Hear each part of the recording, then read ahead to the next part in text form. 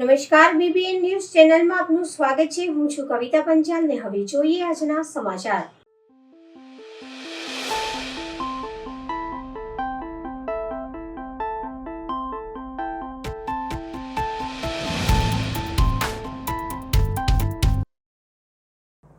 જય રણછોડ માખણ ચોરના નાદ સાથે પવિત્ર યાત્રાધામ ચાંદોદમાં અષાઢી બીજના પાવન પર્વે ભગવાન શ્રી રણછોડરાયની ભક્તિમય વાતાવરણમાં રથયાત્રા નીકળી।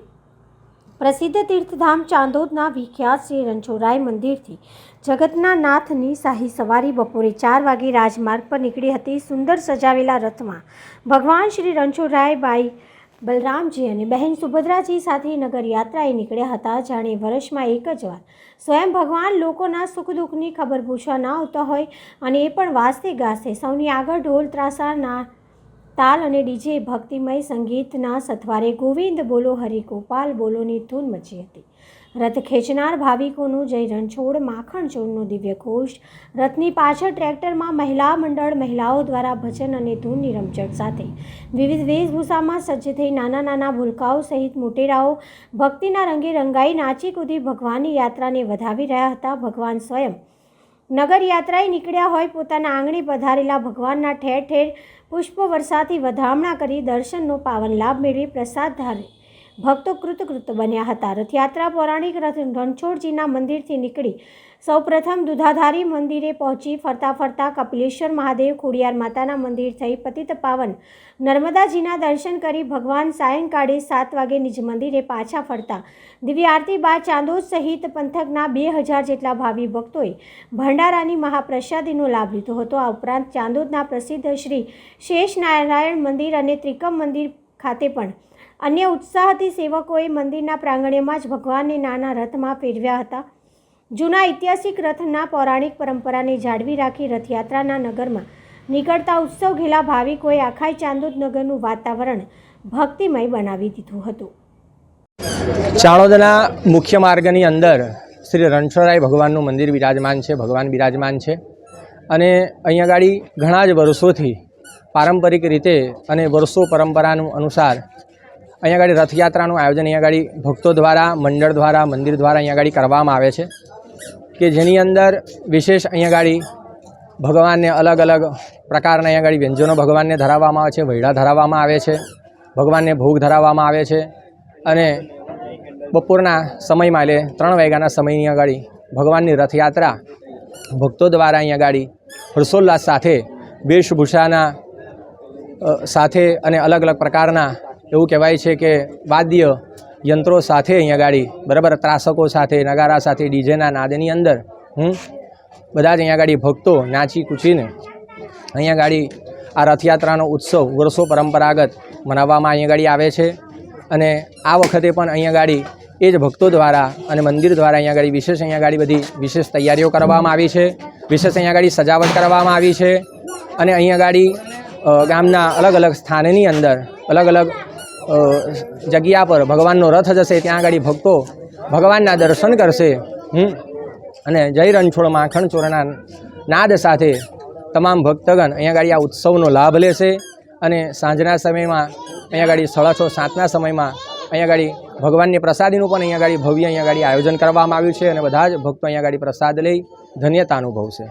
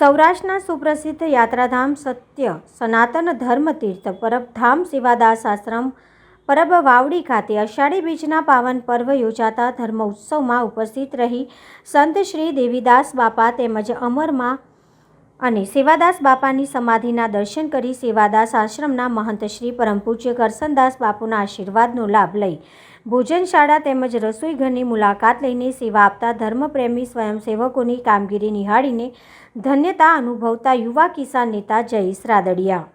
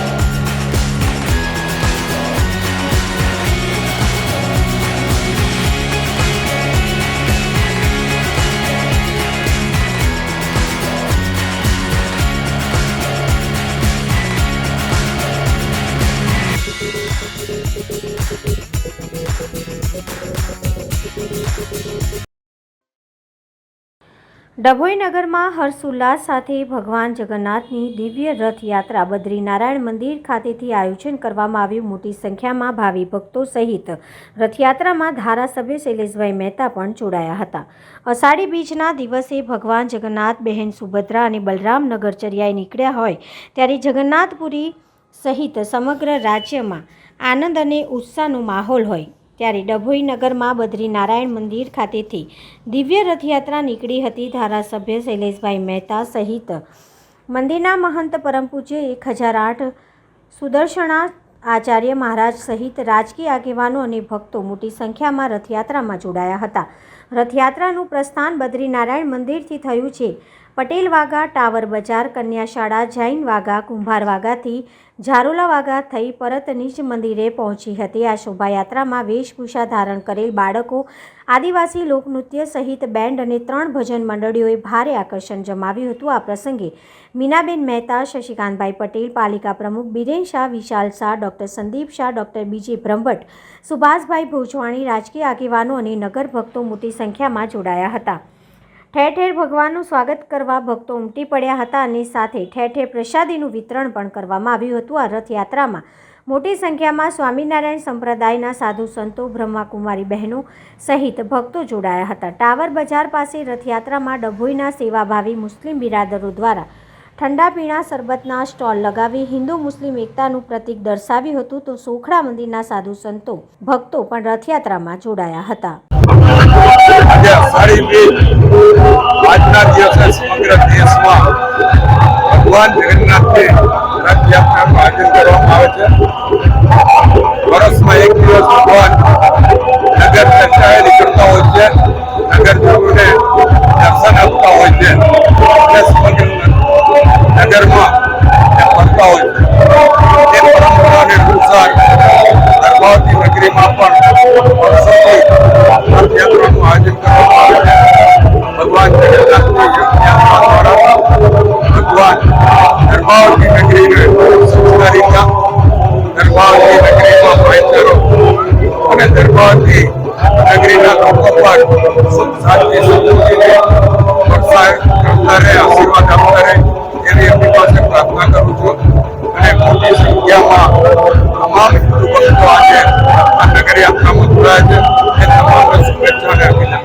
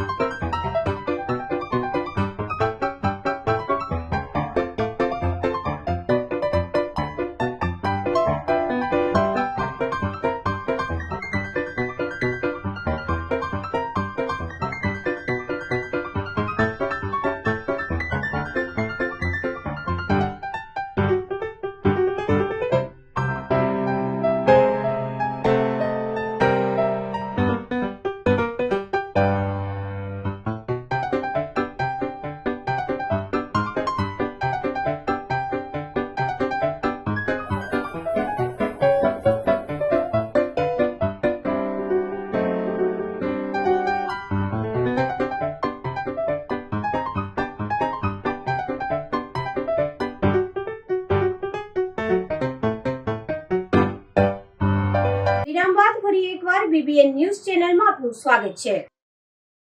ધોરાજી ભારત વિકાસ પરિષદ નામની સેવાકીય સંસ્થા હંમેશા સેવાના કાર્યમાં અગ્રેસર હોય। જ્યારે હાલ ચોમાસાની ઋતુ ચાલી રહી છે ત્યારે ધોરાજીમાં ઠેર ઠેર વૃક્ષો વાવીની કામગીરી ચાલી રહી છે, ત્યારે લોકો વધુમાં વધુ વૃક્ષોનું વાવેતર કરે એવા હેતુથી ભારત વિકાસ પરિષદ દ્વારા ધોરાજી સામાજિક વનીકરણ રેન્જ દ્વારા વિનામૂલ્યે રોપા વિતરણ કરવામાં આવ્યા હતા અને ખાસ કરીને ઉપસ્થિત ફોરેસ્ટ વિભાગના અધિકારીઓએ જણાવ્યું હતું કે બાળકોના જન્મદિવસ, લગ્નના, સગાઈના દિવસ અને વિવિધ ખુશીના અવસરે એક વૃક્ષ વાવવું જોઈએ। આ કાર્યક્રમમાં ભારત વિકાસ પરિષદના હોદ્દેદારો સહિત સામાજિક વનીકરણ વિભાગના અધિકારીઓ, કર્મચારીઓ ઉપસ્થિત રહ્યા હતા। નામ અને વિગત। વિનુભાઈ વઘાસિયા, ભારત વિકાસ પરિષદ સંગઠન મંત્રીની જવાબદારી, ધોરાજી। આજરોજ તારીખ 7/7/2024 ના રોજ ભારત વિકાસ પરિષદ ધોરાજી શાખા અને સામાજિક વનીકરણ રેન્જના સંયુક્ત ઉપક્રમે શ્રી કૃષ્ણ ગૌશાળા ધોરાજી ખાતે વિનામૂલ્યે રોપાનું વિતરણ અને ભારત વિકાસ પરિષદ ધોરાજી શાખા દ્વારા રાહત દરે પાંજરાના વિતરણનો આજરોજ કાર્યક્રમ રાખવામાં આવેલ છે। આ કાર્યક્રમ થકી શહેરમાં ખૂબ જ વધુ પ્રમાણમાં વૃક્ષોનો ઉછેર થશે અને એકદમ ટ્રી ગાર્ડ રાખીને એને સલામતીપૂર્વક ઉછેર થશે અને એક ધોરાજીને જે લીલુંછમ અને હરિયાળું બનાવવા માટેનો એક આ ભારત વિકાસ પરિષદ અને સામાજિક વનીકરણ રેન્જ દ્વારા એક ઉમદા પ્રયાસ કરવામાં આવ્યો છે। અસ્તુ, ભારત માતા કી જય।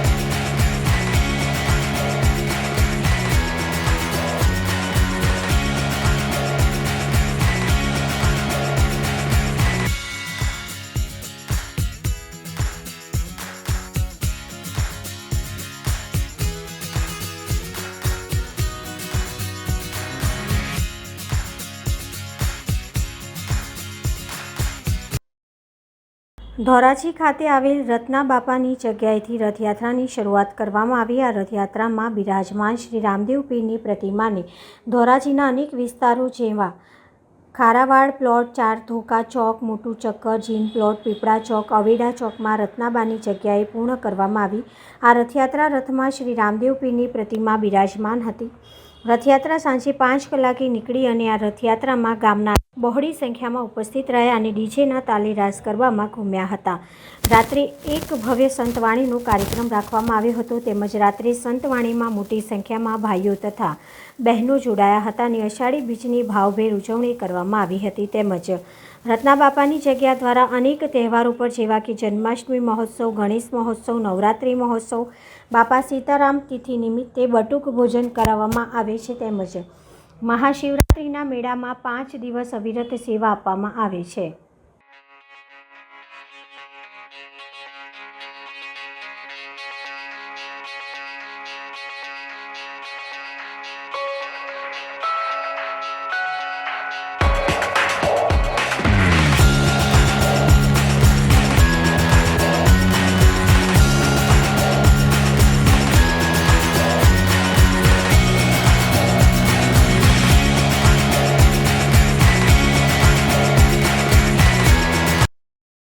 તબીબીની સ્નાતકતાના અભ્યાસક્રમમાં GMERS દ્વારા ચાલુ શૈક્ષણિક વર્ષ 2024-25 માટે લાગુ કરેલ તોતિંગ ફી વધારો તાત્કાલિક અસરથી રદ કરવા માટે વડોદરા શહેર આમ આદમી પાર્ટી દ્વારા જિલ્લા કલેક્ટરને આવેદનપત્ર આપી રજૂઆત કરવામાં આવી।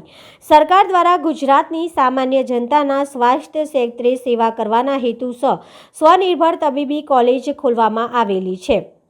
ત્યારે તાજેતરમાં એટલે કે 28 જૂન 2024ના રોજ Gujarat medical education and research society GMERS દ્વારા એક પરિપત્ર મારફતે શૈક્ષણિક વર્ષ 2024-25 માટે તબીબી સ્નાતકના અભ્યાસક્રમમાં સરકારી સેલ્ફ ફાઇનાન્સ મેનેજમેન્ટ કોટા માટે વાર્ષિક ફી ધોરણમાં લગભગ 67% માંડીને 88% જેટલો અસહાય અને અસાધારણ વધારો કરવામાં આવ્યો છે। જેમાં વિગતવાર જોઈએ તો જનરલ કોટા માટે વાર્ષિક ફી ₹5.50 લાખ અને મેનેજમેન્ટ કોટા માટે ફી 17 લાખ જાહેર કરવામાં આવેલ છે। આ વાર્ષિક ફી ગત વર્ષોમાં જોઈએ તો કોટા લેવલમાં આવતી હોય છે, જે આ વર્ષથી લાગુ કરેલ ફી કરતાં ઘણી ઓછી હતી। 3.30 લાખ જનરલ કોટા અને 9 લાખ મેનેજમેન્ટ માટે લાગુ કરેલી ફી વધારાથી જનરલ કોટામાં પ્રવેશ આપનાર વિદ્યાર્થી પોતાના MBBSની લાયકાત ગત વર્ષે ₹14.85 લાખથી મેળવતો હતો તે આ વર્ષથી વધીને MBBS પૂર્ણ થયેલ ₹24.75 લાખ ચૂકવશે।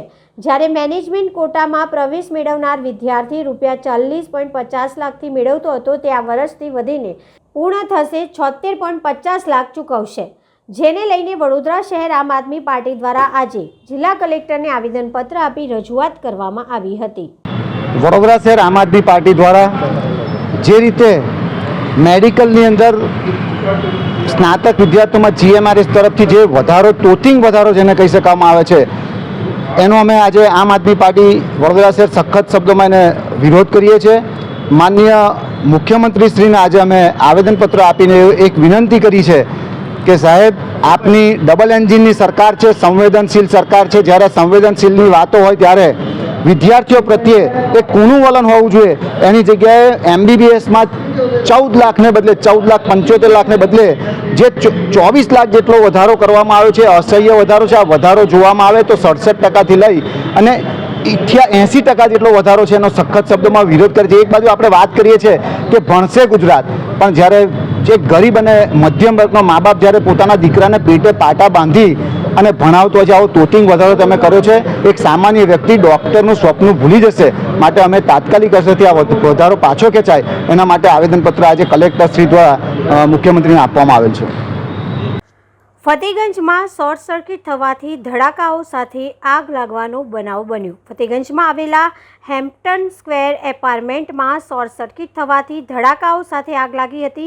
થોડા જ સમયમાં GBએ સપ્લાય બંધ કરી આગને કાબૂમાં લઈ લીધી હતી, નહીં તો મોટી હોનારત સર્જાવાની પૂરી સંભાવના હતી, પરંતુ ત્યાર સુધીમાં રહીશોમાં ગભરાટ ફેલાઈ ગયો હતો। આશ્ચર્યની વાત તો એ છે કે આટલા મોટા એપાર્ટમેન્ટમાં એક પણ ફાયર એક્સટિંગ્વિશર ન હતું।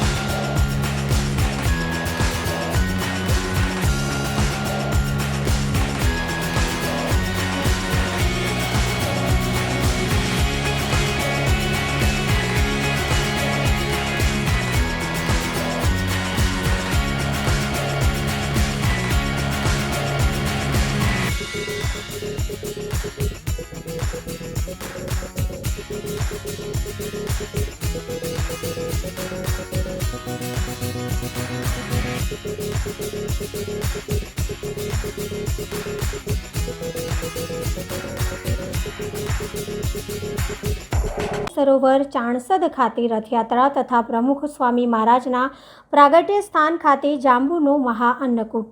સદીઓથી જગતના નાથ જગન્નાથની રથયાત્રાઓ સમગ્ર દેશમાં અતિ ઉલ્લાસ અને ધામધૂમથી નગરો શહેરોમાં વિહાર કરે છે.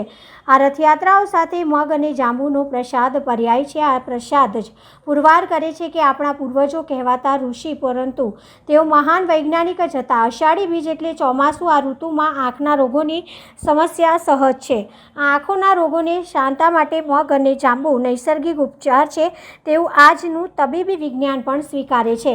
આજના પવિત્ર રથયાત્રાના પર્વ ભારતીય સનાતન સંસ્કૃતિ રથને નવખંડ ધરામાં વિહાર કરાવવા પ્રમુખ સ્વામી મહારાજના પ્રાગટ્ય સ્થાન ચાણસદ ખાતે આજે પૂજ્ય સંતો દ્વારા જાંબુવન ઊભું કરી જાંબુનો અન્નકૂટ મહોત્સવ કરવામાં આવ્યો હતો. તો આ હતા આજના સમાચાર. આવતીકાલે ફરી મળીશું આ ચેનલ પર આ સમય. ત્યાં સુધી સમગ્ર BBN ન્યૂઝ ચેનલની ટીમને રજા આપશો. નમસ્કાર.